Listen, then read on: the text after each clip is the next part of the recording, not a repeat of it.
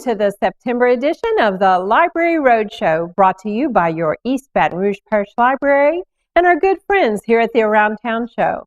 I'm Mary Stein, Assistant Library Director, and I'm challenging you to update your library card. September is National Library Card Sign-Up Month, and we want you to march yourself right into one of our 13 convenient locations and either refresh your current card or apply for a new one. Your free library card needs to be updated every 3 years so you can keep accessing all the great stuff we've collected just for you. Everything from books and magazines to Blu-rays and downloads. If you live in East Baton Rouge Parish, just bring your picture ID and something with your current address, and we'll get you started in no time. If you already have a card, I'm asking you to refresh and update it and add your email address so we can send your hold notices and reminders that much faster. You know, that library card is not just your smart card, it's your all-access pass. What's the best bargain in town? Your East Baton Rouge Parish Library. Thousands of free classes, workshops, performances, and community events each year. No ticket required. All you need is your library card. Your library system has over 1.8 million things for you to enjoy, and our electronic collections cover everything from how to fix your car, to downloading your ebooks, to researching your ancestors.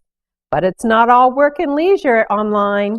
Sarah Crawford joins us now to introduce us to one of our more educational digital resources in the Digital Download.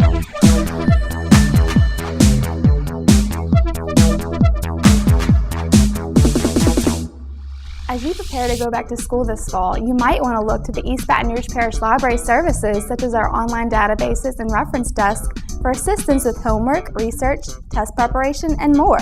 The library can connect you to reliable, authoritative print and electronic resources in any topic, and special online databases designed to help students with literature, history, social sciences, science, and career information are available 24/7 through the library's website, ebrpl.com. One of those student resources is Homework Louisiana, powered by Tutor.com. This resource allows students to interact with a live tutor for help with homework from 2 p.m. to 10 p.m. Sunday through Thursday. Homework Louisiana also provides practices, glossaries, test preparation, and more anytime via the Skills Center. There are thousands of videos, worksheets, study guides, and lessons to help you, and you can use the test prep to get ready for the SAT or ACT, graduate school entrance tests, civil service tests, and more. Homework Louisiana is available by visiting ebrpl.com and clicking Online Databases. To access all databases, all you need is a free library card number. Back to you, Mary. Thanks, Sarah. The library is not a school, but we certainly support formal and informal educational systems from pre-K all the way through college. Tutor.com is unique in that it connects your student to a live tutor, and sometimes you just need to talk with a human. This special online resource is funded through the State Library of Louisiana by the BTOP grant. We'll have access to it for several more years, and if usage remains high, it might even be renewed. Now I'd like to check in with Kayla Perkins, reporting from Beyond the Stack. Thanks, Mary. The East Baton Rouge Parish Library System has 12 sensational branches. One of those is located in the old South Baton Rouge community, the Carver Branch, and that's where we stopped by earlier this month. The Carver Branch has a long history here in Baton Rouge, and nobody knows that history better than branch manager Cynthia Watanabe. Well, Carver will be 70 years old next year. We opened in 1943 on Government above a drugstore. We have grown. We've moved several times. We opened here in 2005. We try to work with the community, the McKinley Alumni Association. Leo S. Butler Center is going to have a back-to-school bash. We're going to participate in that. And so we try to become a part of the community, and also the community is able to meet here and use our meeting rooms. So it's a really wonderful relationship that we have with Old South Baton Rouge. There are so many unique and beautiful things about the Carver location. Well, Cynthia, Carver has a very lush, very beautiful community garden outside. Tell us about that. We have a reading garden in the kids section, and so they'll read a book such as this one on gardening. pick, pull, and snap. And then they'll go out and they will water the plants, check to see how the blooms are doing, if there are any bugs on it, and just learn a little bit about the life cycle of growing vegetables and flowers.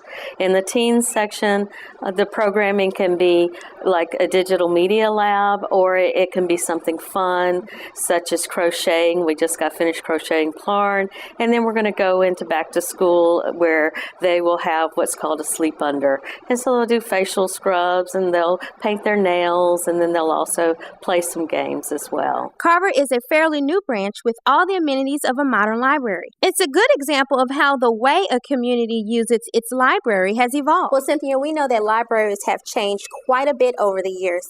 Tell us how the Carver Branch fits into that culture of change. When I was a kid, you went to the library, you picked out your books, you were told to be quiet. You could only read from a certain section based on your age. Nowadays, the kids have more to do. They can pick up their books, but they have access to internet, which is really important for learning as well as entertainment. Then we have the programming where they can grow things. We also have speakers that come in and talk to them about various things, such as the K9 unit came. Those are things that I didn't experience as a child in the library, and I think it makes it a more fun place to be. So what my goal is here for Carver is to be a cool place to hang out for the kids as well as the adults. Let's talk about events.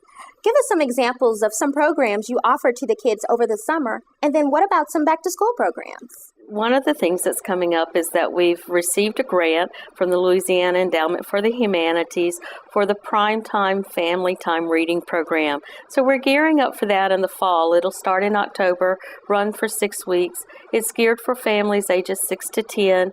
They will have a storyteller and a discussion leader who is a scholar. And then for the little siblings, well, they can't get left out. So they're going to go to the story time room, and they're going to have stories read to them and then make crafts as well. So it's geared for the families, and we're really excited about it. There's so much going on at the Carver Branch, and it's free for you and your family. You just got to find a way to plug in. Well, there's lots of different ways. We have the Source newsletter that's for the whole library system and includes Carver. We have handouts here at the branch, so stop by and check us out. And then we're also on the website and social media. So there's very many ways to come and find out about Carver. The Carver Branch is truly a community resource. Learn more about them and their many other library branches at www.ebrpl.com.